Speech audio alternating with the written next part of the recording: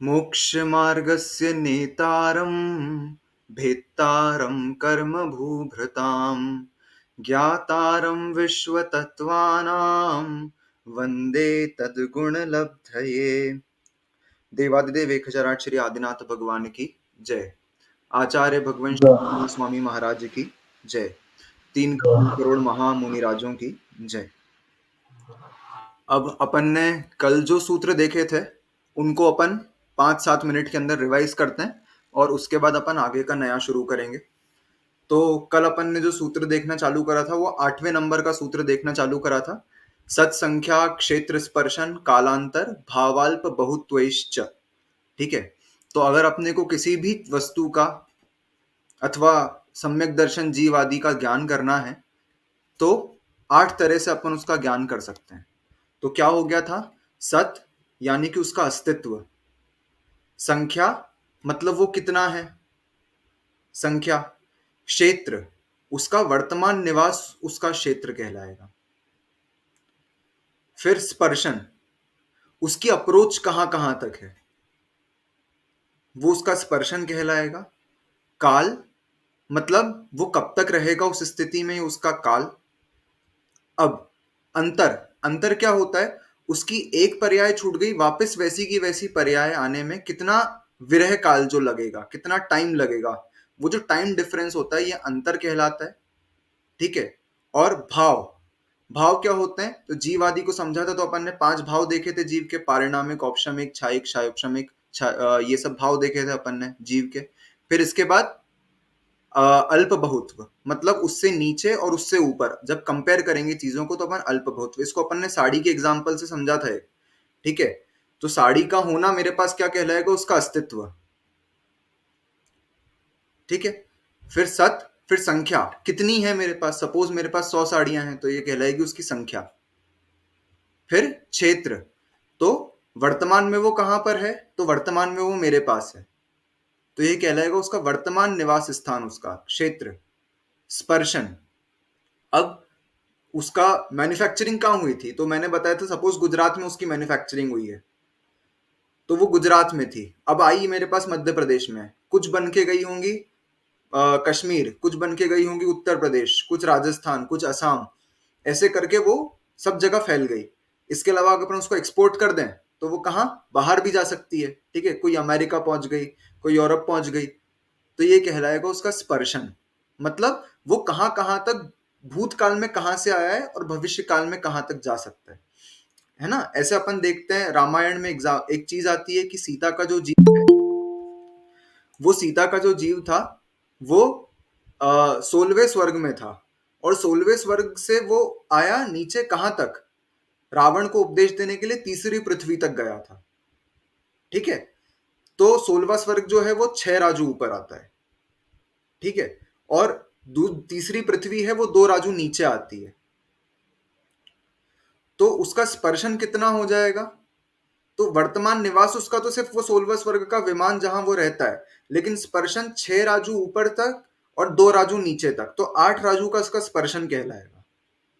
Raju is a term जिससे अपन distance नापते हैं बड़े बड़े। ठीक है।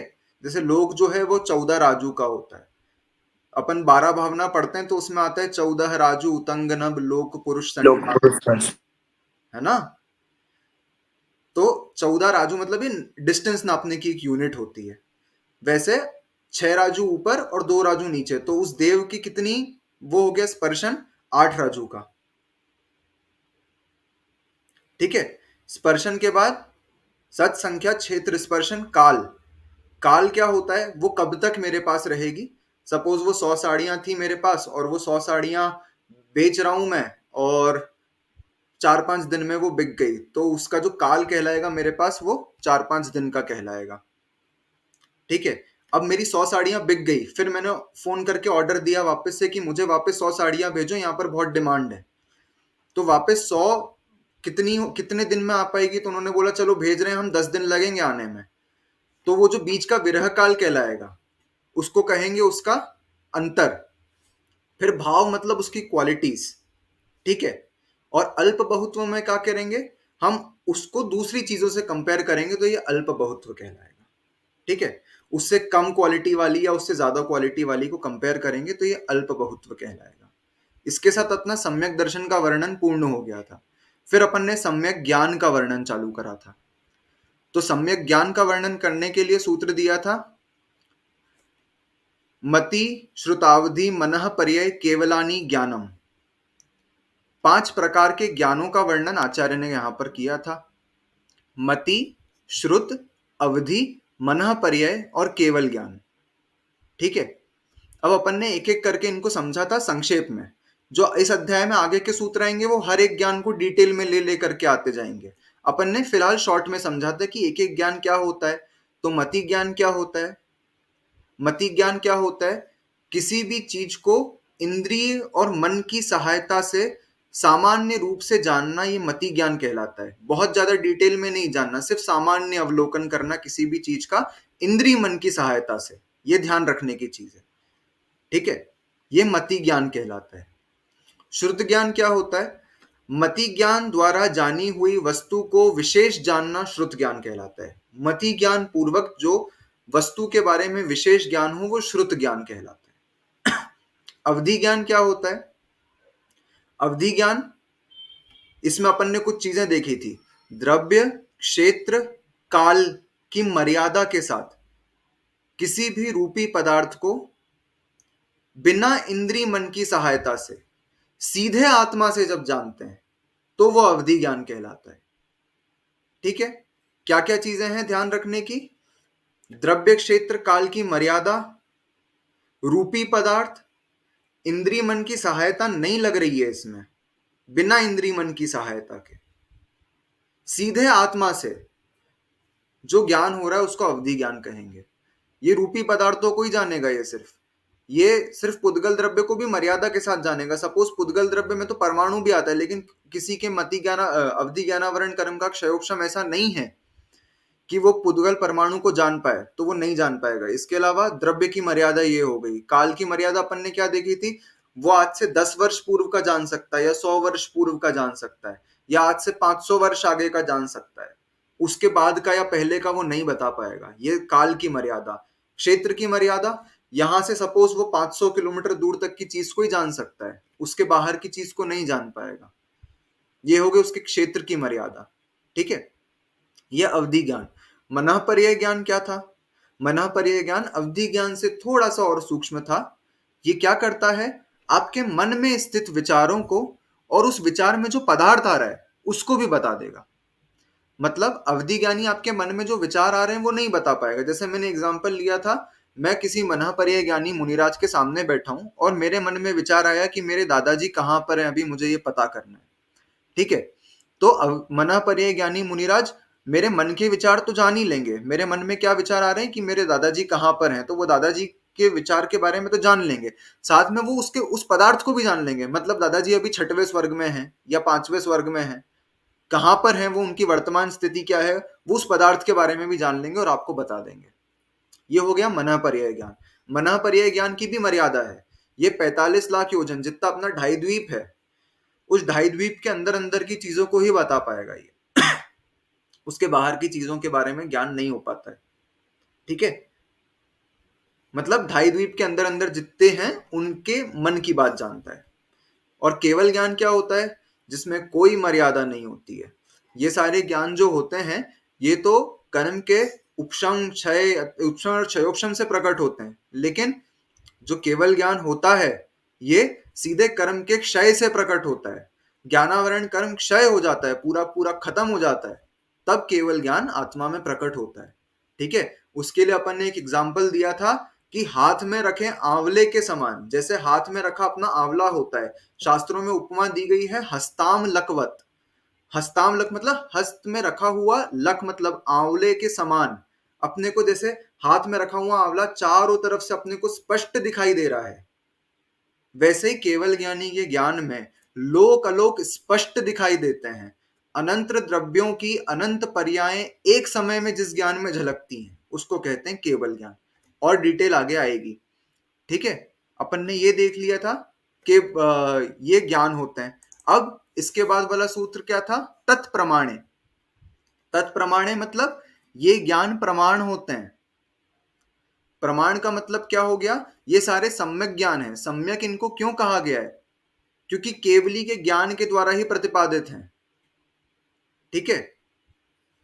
अब प्रमाण दो प्रकार का होता है, परोक्ष प्रमाण और प्रत्यक्ष प्रमाण। परोक्ष प्रमाण क्या होता है, जब हम किसी के थ्रू कुछ जाने, किसी की सहायता से कुछ जाने, तो ये कहलाएगा परोक्ष प्रमाण।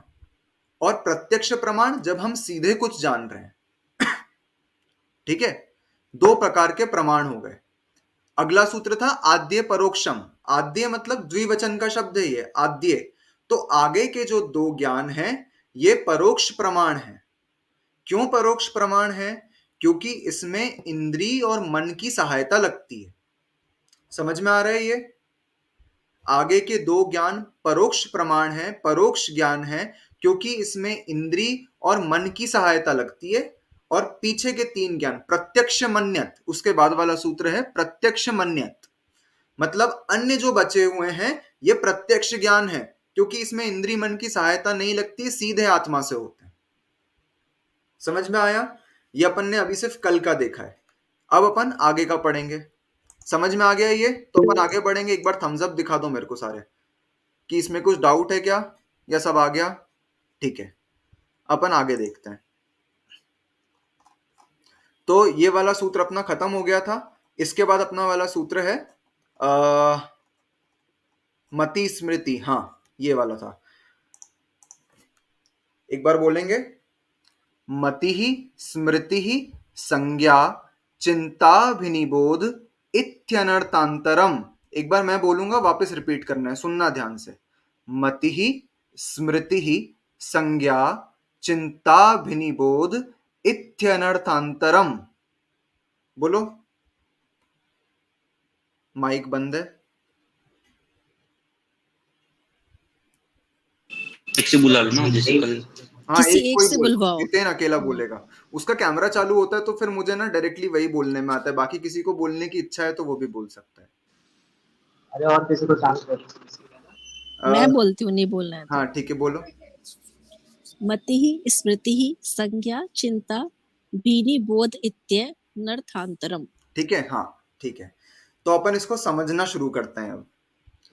इसमें आखिरी में शब्द आया है इति अनर्थांतरम, मतलब ये अनर्थांतरम। अनर्थांतरम का मतलब समझते हैं अपन।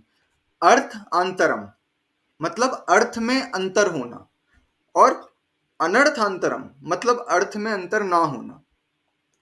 तो मति स्मृति संज्ञा चिंता अभिनिबोध इति अनर्थांतरम, मतलब मति ज्ञान कहो, चाहे स्मृति ज्ञान कहो, चाहे संज्ञा ज्ञान कहो, चाहे चिंता ज्ञान कहो, चाहे अभिनिबोध ज्ञान कहो, इसमें कोई अंतर नहीं है, सबका अर्थ एक ही है। समझ में आया, मतलब अपन ने मति ज्ञान के और नाम पढ़ लिए हैं ये। अब यहां से एक एक ज्ञान का जो वर्णन अपन डिटेल में पढ़ना शुरू कर रहे हैं, तो यहां से मति ज्ञान का वर्णन शुरू हो रहा है। तो मति ज्ञान के अपन ने और नाम देख लिए, मति स्मृति संज्ञा चिंता और अभिनिबोध। कई बार शास्त्रों में मति ज्ञान का नाम ना लेकर के अभिनिबोधिक ज्ञान ऐसा लिखा आता है, बाकी सबका नाम तो वही रहता है। शुद्ध ज्ञान का नाम सुईणाणम ऐसा करके, अवधि ज्ञान का अवधि लिखा आता है। ठीक है, नाम्स हो गए इसके पर्यायवाची। इसके पर्यायवाची शब्द, हाँ एग्जैक्टली, ये पर्यायवाची शब्द हैं इसके। ठीक है, तो अपन थोड़ा सा एक एक को संक्षेप में समझेंगे। मति मतलब क्या होता है, सामान्य से अपन जो सोच रहे हैं ये कहलाती है अपनी मति, मतलब बुद्धि। अपन मति का एक और शब्द लेते हैं बुद्धि, तो ये हमारा मति। फिर स्मृति, स्मृति क्या होता है, जैसे अपन अभी तत्वार्थ सूत्र पढ़ रहे हैं, तो अपनी क्लास खत्म हो गई, अब अपन ने क्या सोचा कि अपन बैठे हैं खाली या लेटे हुए हैं, तो अपन ने जो सूत्र सुने हैं उनको एक बार मन में रिवाइज करके देखें, तो ये कहलाती है हमारी स्मृति। ठीक है, ये स्मृति ज्ञान। संज्ञा ज्ञान क्या है, अब संज्ञा ज्ञान का एक और नाम होता है प्रत्यभिज्ञान। ठीक है, तो संज्ञा ज्ञान या प्रत्यभिज्ञान, इसका अर्थ क्या होता है, किसी वस्तु को देख करके किसी और वस्तु की याद आ जाना, ये होता है प्रत्यभिज्ञान या संज्ञा ज्ञान। ठीक है, तो वो देखा है किसी ने। अच्छा, रामायण का एग्जांपल देते हैं। रामायण में क्या हुआ था कि जब हनुमान जी सीता जी से मिलने गए थे लंका, तो श्री राम की एक अंगूठी लेकर के गए थे वो, ठीक है। तो श्री राम की अंगूठी वो अपने साथ लेकर के गए। जब उन्होंने माता सीता को बोला कि हम श्री राम के पास से आए हैं, तो अब सीता ने बोला कि पता नहीं कौन विद्याधर, रावण खुद या फिर और कोई विद्याधर रूप बदल करके आया और बोल रहा है कि हम श्री राम के पास से आए हैं। तो उन्होंने पूछा कि हम कैसे मान ले कि तुम श्री राम के पास से आए हो। तो उन्होंने वो अंगूठी दी थी उनको, श्री राम की अंगूठी। तो वो देख करके माता सीता को श्री राम की याद आई। तो किसी वस्तु को देख करके किसी और वस्तु की याद आ जाना, ये होता है संज्ञा ज्ञान या प्रत्यभिज्ञान, ठीक है। और जब वो वहां से लौट रहे थे, तो फिर उन्होंने बोला कि अब हम श्री राम को कैसे बोलेंगे कि हम आपसे मिलकर आए थे। तो सीता माँ ने उनको अपनी चूड़ामणि, जो जूड़े में लगाते हैं, वो चूड़ामणि उनको दी थी, और वो उन्होंने श्री राम को दी।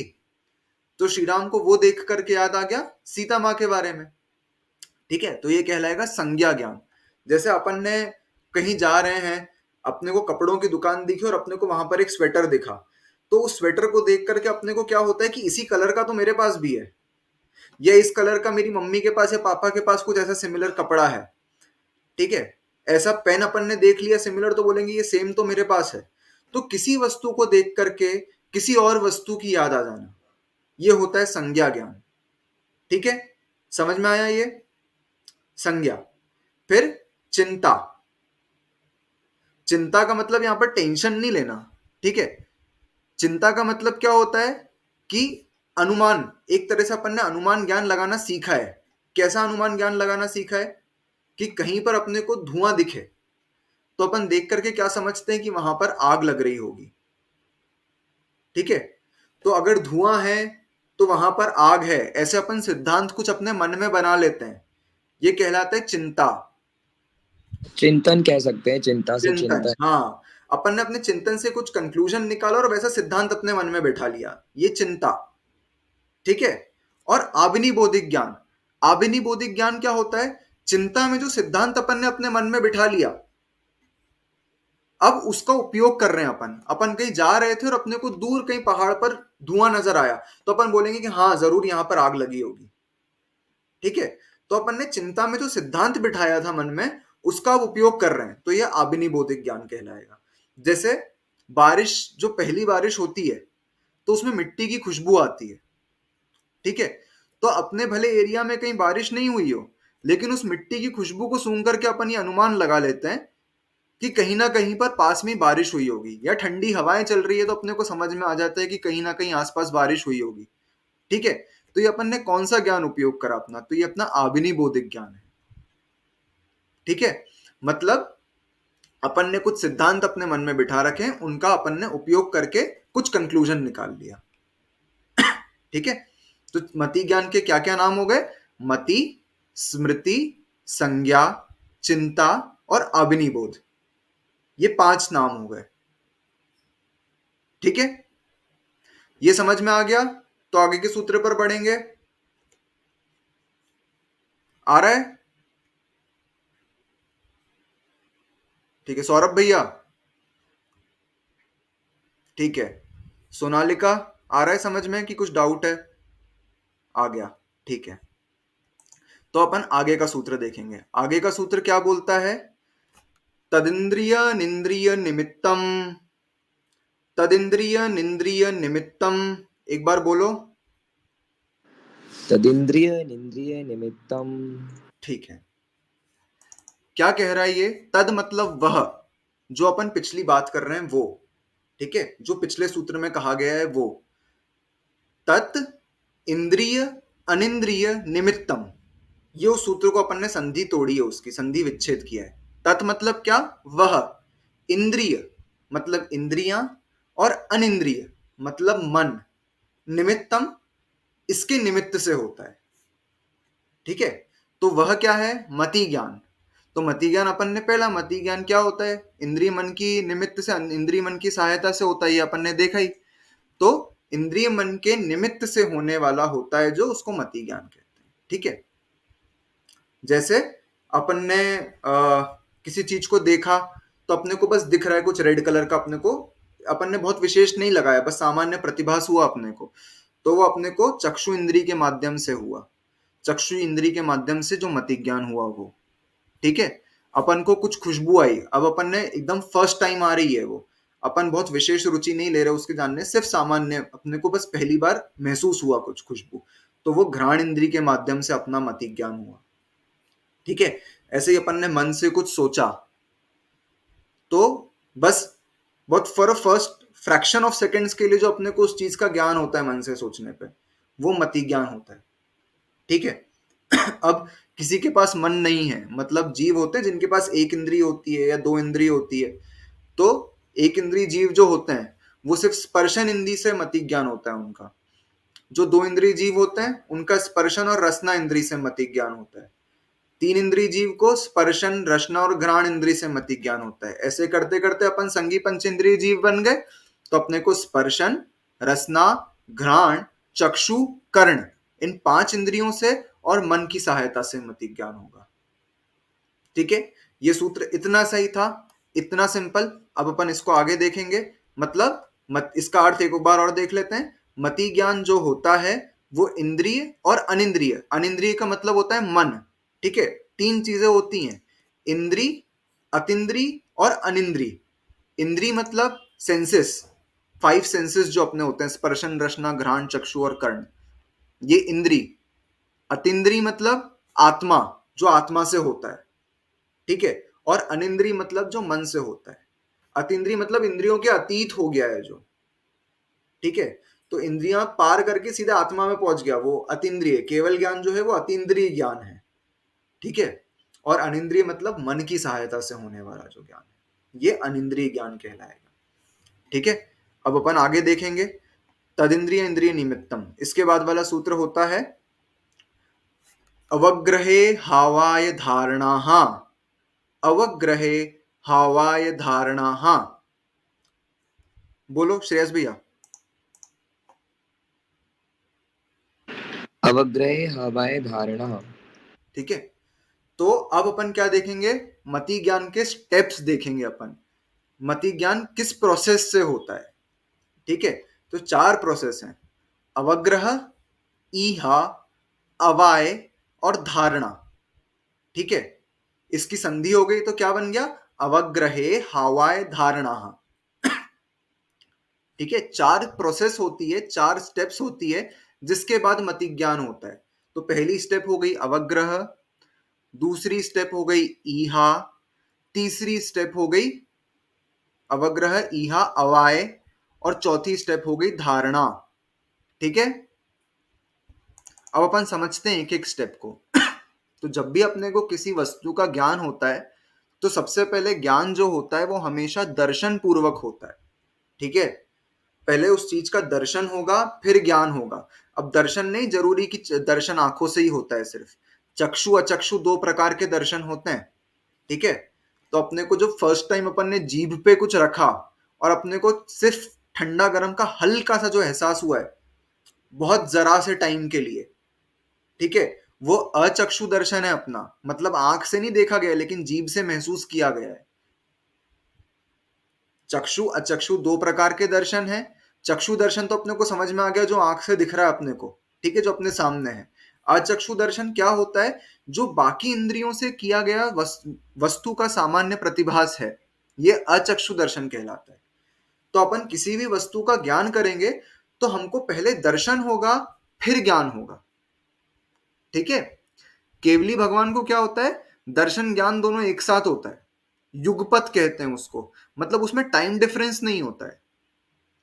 मतलब दर्शन ज्ञान एक साथ होना को कहते हैं युगपत होना। लेकिन छद्मस्त जीव जितने होते हैं, छद्मस्त जीव क्या होते हैं, जिनको केवल ज्ञान नहीं हुआ है वो सारे छद्मस्त जीव कहलाते हैं। तो छद्मस्त जीव जो होते हैं उनको पहले दर्शन होता है और बाद में ज्ञान होता है, there is a difference between them, ठीक है, कुछ टाइम डिफरेंस आता है। तो दर्शन हुआ अपने को किसी भी चीज का, तो सबसे पहला अपने को प्रोसेस हो गई दर्शन। दर्शन के बाद ज्ञान होना शुरू होता है। तो अब पहले दर्शन हुआ, अब पहले मति ज्ञान अब स्टार्ट होएगा। तो सबसे पहले मति ज्ञान की प्रोसेस होगी अवग्रह। अवग्रह मतलब उसका सामान्य प्रतिभास, अपने को कुछ दिखा, कुछ दिखा, बस कुछ दिखा, इतना ही समझना है ना, बस कुछ है वहां पर, ये अवग्रह। ठीक है। ईहा, ईहा में क्या हुआ, अपने को कुछ दिखा, अब वो कुछ क्या है इसको जानने की अपने मन में रुचि आई, कुछ इच्छा हुई, तो ये होता है ईहा। ठीक है। अवग्रह मतलब कुछ है, अब इच्छा हुई क्या है, तो ये ईहा। अवाय, अपन ने पता कर लिया कि क्या है, ये हो गया अवाय। और धारणा, अपन ने उस चीज को अब देख लिया क्या है, अब अपन अपने मन में बसा लेंगे कि ये जो चीज थी वो ये थी, अब अपने को कितने समय लंबे समय तक याद रहती है वो, अपन ने अपने ब्रेन में स्टोर कर लिया उसको, धारणा। एग्जाम्पल, अपन दोपहर में लोग सोते हैं, ठीक है, तो दोपहर में सो रहे हैं, किचन की खिड़की खुली हुई थी, वहां से आ गई बिल्ली, ठीक है, बिल्ली ने बर्तन गिरा दिए, तो कुछ आवाज हुई।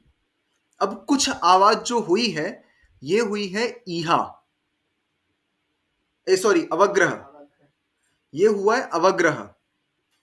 समझ में आया? बस जो कुछ आवाज हुई अपने को सुनाई दी, ये हुआ है अवग्रह। ठीक है।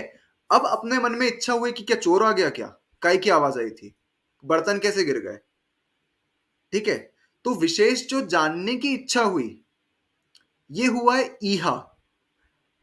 तो अपन उठ के गए, अपन ने किचन में देखा बिल्ली है, तो अपन ने बिल्ली भगा दी सबसे पहले, ठीक है। अब अपने को इस चीज का ज्ञान हो गया कि बिल्ली आई थी, तो ये कहलाएगा ईहा के बाद अवाय।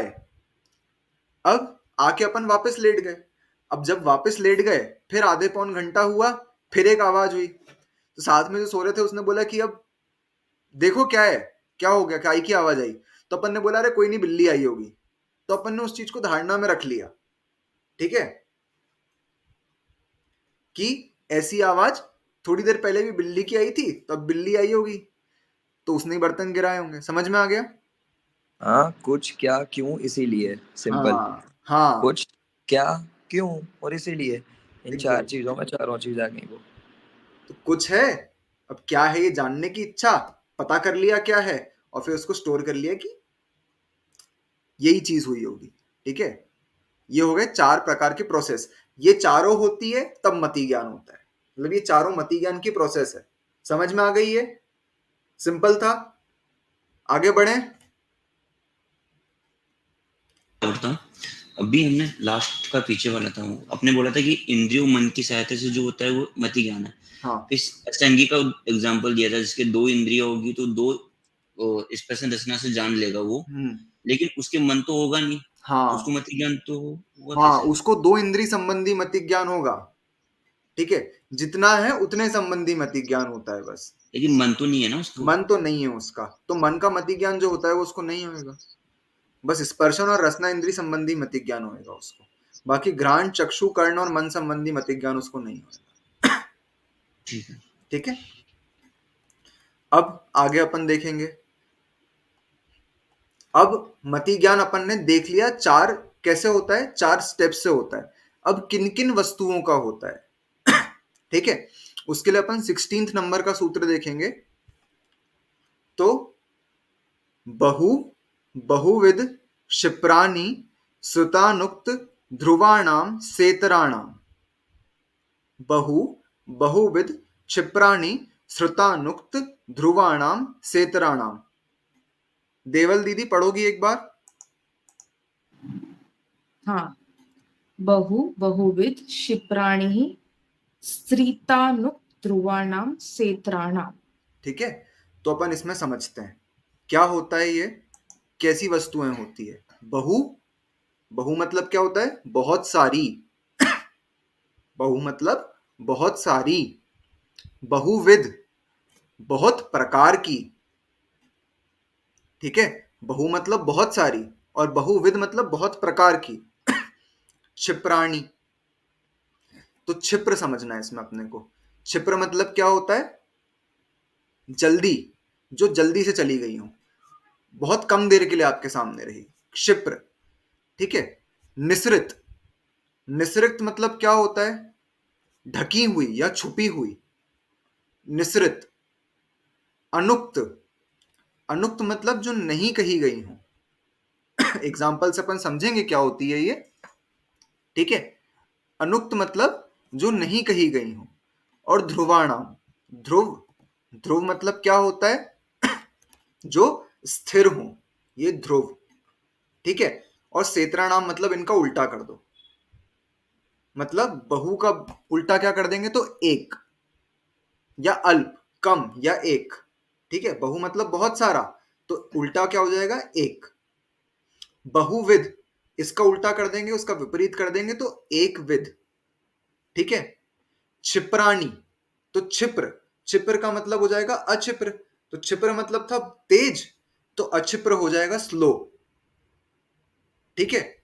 फिर निसृत, अनिसृत, अनिसृत का क्या हो जाएगा? निसृत, अनिसृत मतलब था छुपा हुआ, निसृत मतलब था जो उजागर है, खुला हुआ है, ठीक है। फिर अनुक्त मतलब जो कहा नहीं गया हो, और उक्त जो कहा गया हो। ध्रुवाणाम, ध्रुव मतलब जो स्थिर हो, अध्रुव मतलब जो चलता फिरता हो, ठीक है। अब इसका अर्थ देखते हैं अपन। इन सब वस्तुओं का मति ज्ञान होता है, अपने को ऐसा समझना है, ठीक है। बस आज के लिए यही सूत्र देखेंगे, तो इसको अच्छे से समझने का प्रयास करेंगे। बहु, बहु मतलब क्या होता है? बहुत सारी चीजों का एक साथ ज्ञान कर लेना, ठीक है। जैसे क्या होता है कि कोई व्यक्ति जो है, उसके बुद्धि का शोषण बहुत ज्यादा है, तो वो एक दिन में 4 सब्जेक्ट भी पढ़ ले। बचपन में क्या होता था, एक साथ 8 क्या बोलते थे, लेक्चर्स होते थे स्कूल में, तो कई बच्चे जो होते हैं वो बोर हो जाते हैं। क्यों? क्योंकि एक साथ इतना सारा नहीं समझ में आ रहा है। तो है ना, बहुत सारी चीजों का एक साथ ज्ञान कर लेना। ऐसा अपन वहां पर जाकर के देख सकते हैं। जैसे अपन मंडी गए, तो मंडी में वहां पर गेहूं पड़ा हुआ था, ठीक है। तो अपन ने क्या करा कि बहुत सारे गेहूं देख करके अपन ज्ञान कर रहे हैं कि कौन सा अच्छा है, कौन सा नहीं है, ठीक है, कौन सा अपने घर लाने लायक है कि नहीं है। ये बहु, बहुविध क्या होता है? बहुत प्रकार की चीजों का एक साथ ज्ञान कर लेना, ठीक है। मसाले लेने जाते हैं अपन, तो मसाले कैसे होते हैं कि एक बोरी है, वहां पर लाल मिर्ची सूखी रखी हुई है, एक जगह धनिया वो रखा हुआ है, खड़ा धना रखा हुआ है। तो अपन इतनी सारी चीजों का, बहुत प्रकार की चीजों का एक साथ ज्ञान कर रहे हैं कि क्या अच्छा है क्या नहीं है, ठीक है। बहु, बहुविध। क्षिप्र मतलब बहुत जल्दी। तो अपन जैसे ट्रेन में बैठे हुए हैं, जब ट्रेन में बैठे हैं तो ट्रेन की स्पीड होती है 120 130। अब क्या होता है, ट्रेन में खिड़की से बाहर देख रहे हैं अपन, तो अपने को बस एक सामान्य प्रतिभास जैसा होता है कि अपन यहाँ से निकले, अपने को एक माइंड में अपने को स्टोर रहता है कि अपना मंदिर किस प्रकार का होता है। तो अपने को जैसे कुछ अपने मंदिर जैसा स्ट्रक्चर दिखा। जैसे मुझे याद है कि हम लोग दमोह से उज्जैन लौट रहे थे, तो रास्ते में विदिशा पड़ता है, ट्रेन की स्पीड बहुत ज्यादा थी, लेकिन मेरे दिमाग में था कि विदिशा में वो शीतल धाम विदिशा बन रहा है, तो समवशरण मंदिर बन रहा है वहां पर, तो दिमाग में उसका स्ट्रक्चर था। तो ट्रेन तो 1 सेकंड में निकल गई, लेकिन उतनी देर में अपने को उसका ज्ञान हो जाता है कि वो चीज क्या थी। तो वो स्ट्रक्चर देख के मैं पहचान गया कि अरे ये तो ये मंदिर बन रहा था, अपना समवशरण मंदिर बन रहा है। तो जल्दी से भी निकल जाए कोई चीज, जैसे अपन क्या कर रहे हैं, बाइक से बहुत तेजी से निकल रहे हैं। अब अपने को सामने से अपना कोई दोस्त आता दिख रहा है, तो बाइक तो बहुत तेज जा रही थी, लेकिन अपन ने भले उसको 2 सेकंड के लिए देखा, लेकिन अपन उसको देख के उसका ज्ञान कर लिया कि ये कौन था, ठीक है, या जो चीज थी वो क्या थी। ये क्षिप्र मतलब जल्दी से निकलने वाली वस्तु का ज्ञान कर लेना, ठीक है, क्षिप्र। फिर क्षिप्र के बाद क्या था? अनिसृत, अनिसृत मतलब जो ढकी हुई हो, ठीक है, जो वस्तु ढकी हुई हो उसका ज्ञान कर लेना। तो जैसे एग्जांपल देते हैं, एक तालाब है, तालाब के अंदर हाथी नहा रहा है, ठीक है, उस हाथी की सिर्फ सूंड ऊपर है, तो अपन उसकी सूंड को देख करके अंदाजा लगा लेंगे ना कि नीचे पूरा हाथी है,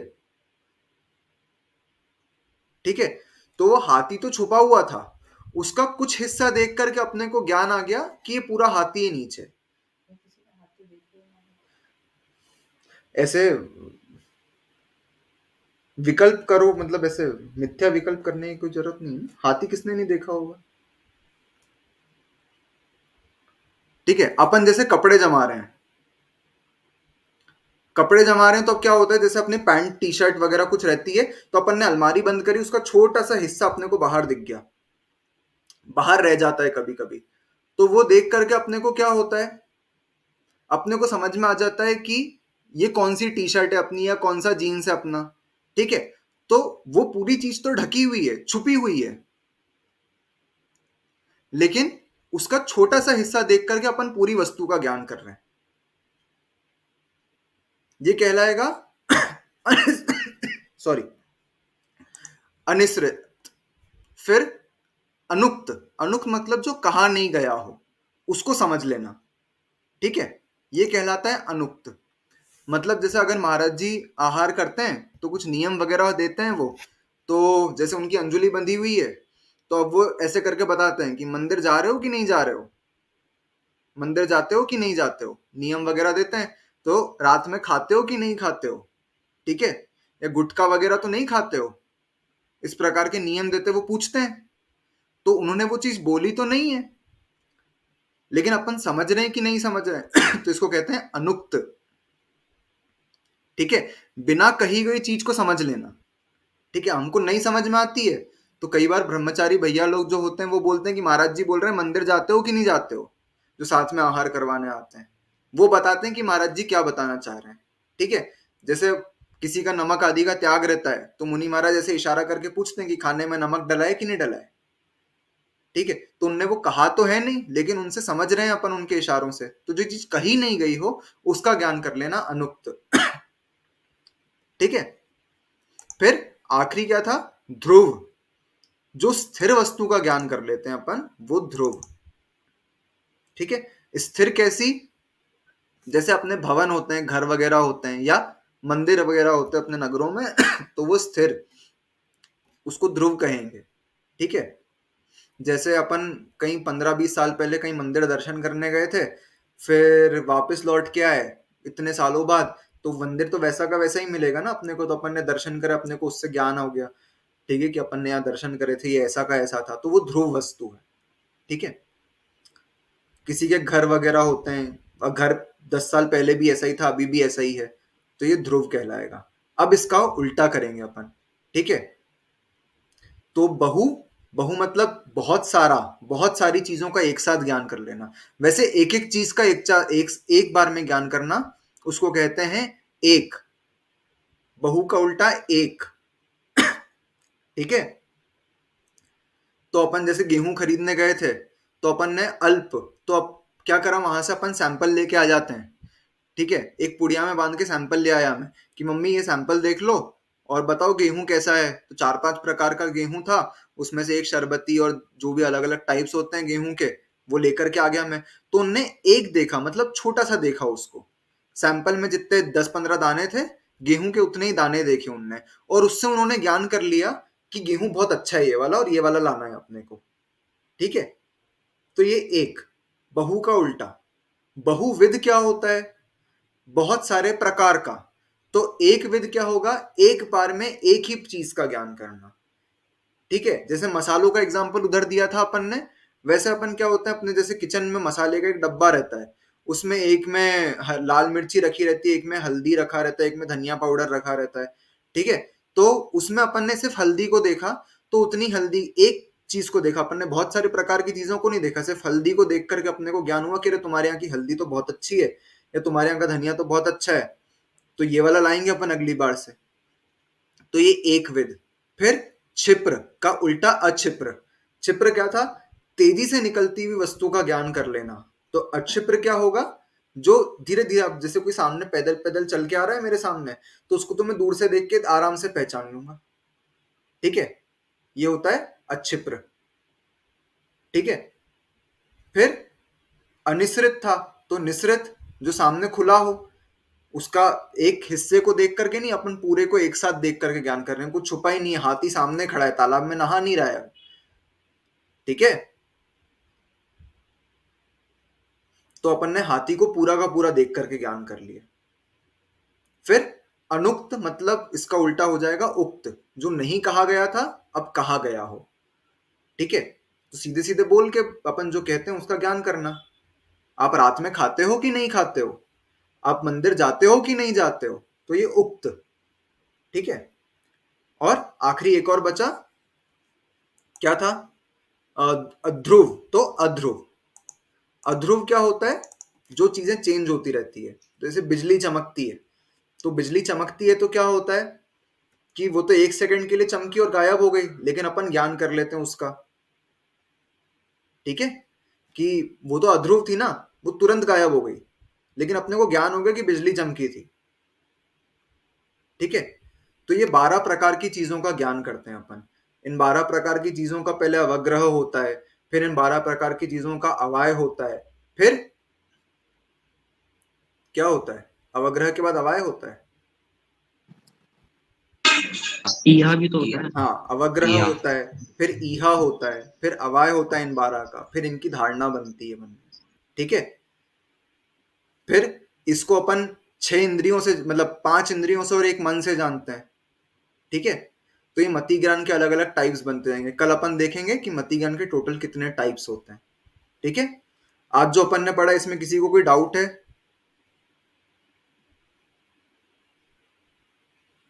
आ गया सब समझ में?